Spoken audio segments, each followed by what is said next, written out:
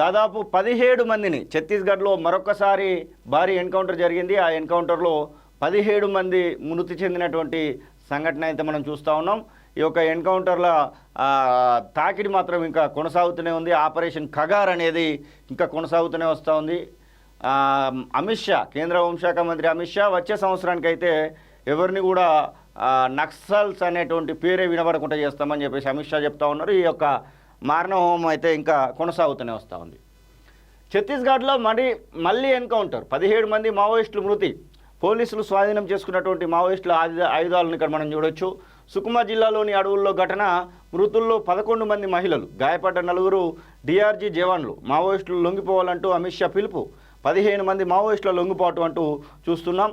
ఛత్తీస్గఢ్ రాష్ట్రంలో మరో ఎన్కౌంటర్ జరిగింది. 9 రోజుల క్రితం ఈ నెల 20న బీజాపూర్, కాంకేర్ జిల్లాలో జరిగిన ఎన్కౌంటర్ను మరొక ముందే శనివారం మరో ఘటన చోటు చేసుకుంది. సుకుమా జిల్లా కేరళపాల్ పోలీస్ స్టేషన్ పరిధిలోని ఉప్పంపల్లిలో శనివారం ఉదయం 8 గంటల సమయంలో జరిగిన ఈ ఎన్కౌంటర్లో 17 మంది మావోయిస్టులు మృతి చెందారు.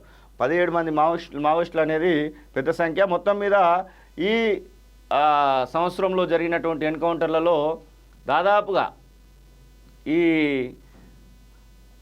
తెలంగాణ రాష్ట్రంలో కాంగ్రెస్ పార్టీ వచ్చిందంటే దాదాపుగా ఈ సంవత్సర కాలంలోనే దాదాపు 100-150 మందిని మట్టుబెట్టిరంటే అర్థం చేసుకోవచ్చు.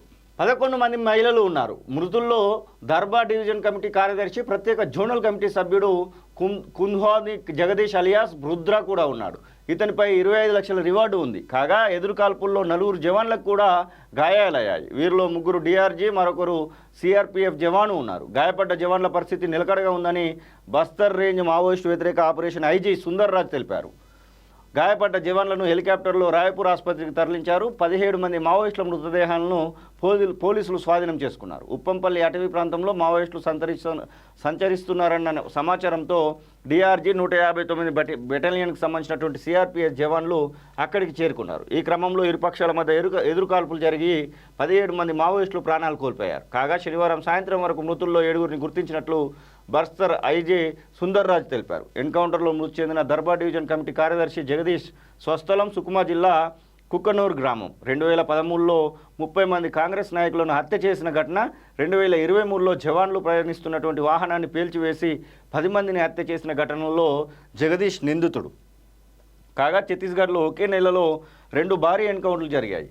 మార్చి 20న బీజాపూర్ జిల్లా గంగలూరు అడవుల్లో జరిగిన ఎన్కౌంటర్లో 26 మంది మావోయిస్టులు మృతి చెందగా, తాజా ఎన్కౌంటర్లో 17 మంది ప్రాణాలు కోల్పోయారు. వీరిలో 25 మంది మహిళలు కూడా ఉన్నారు. వరుస ఎన్కౌంటర్ల నేపథ్యంలో ఇకనైనా మావోయిస్టులు లొంగిపోవాలని కేంద్ర హోంశాఖ మంత్రి అమిత్ షా అన్నారు. మరోవైపు ఛత్తీస్గఢ్లోని దంతెవాడ జిల్లాలో శనివారం 15 మంది మావోయిస్టులు లొంగిపోయినట్టుగా పోలీసులు ప్రకటించారు. ఇదిలా ఉండగా బీజాపూర్ జిల్లాలోనే జరిగిన మరో ఎన్కౌంటర్లో ఒక మావోయిస్టు చనిపోయినట్లు పోలీసులు తెలిపారు. ఇక్కడ ఎన్కౌంటర్లని బూటకం అంటా ఉన్నారు మా ప్రజా సంఘాలకు సంబంధించినటువంటి, పౌర హక్కుల సంఘానికి సంబంధించినటువంటి నేతలు.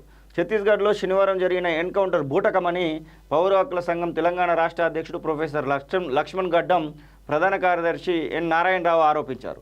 దండకారణ్యంలో నరమేధం ఆపాలని సిపిఐఎంఎల్ మాస్ లైన్ రాష్ట్ర కార్యదర్శి పోటు రంగారావు కూడా కేంద్ర ప్రభుత్వాన్ని డిమాండ్ చేసినటువంటి సంఘటనను చూస్తా ఉన్నాం. ఇక్కడ మృతదేహాలను పరిచినటువంటి సందర్భాన్ని కూడా మనం చూడొచ్చు.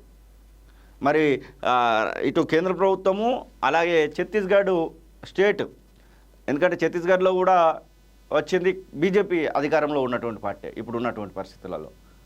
ఏది ఏమైనప్పటికీ మావోయిస్టుల మీద మాత్రం ఈ యొక్క దమనకాండ అనేది కొనసాగుతూనే వస్తూ ఉంది. మరి ఇటు మావోయిస్టులకి, అటు పోలీసులకు, సిఆర్పిఎఫ్ జవాన్లకు జరుగుతున్నటువంటి భీకరమైనటువంటి కాల్పులలో మావోయిస్టులు అయితే చనిపోతున్నారు.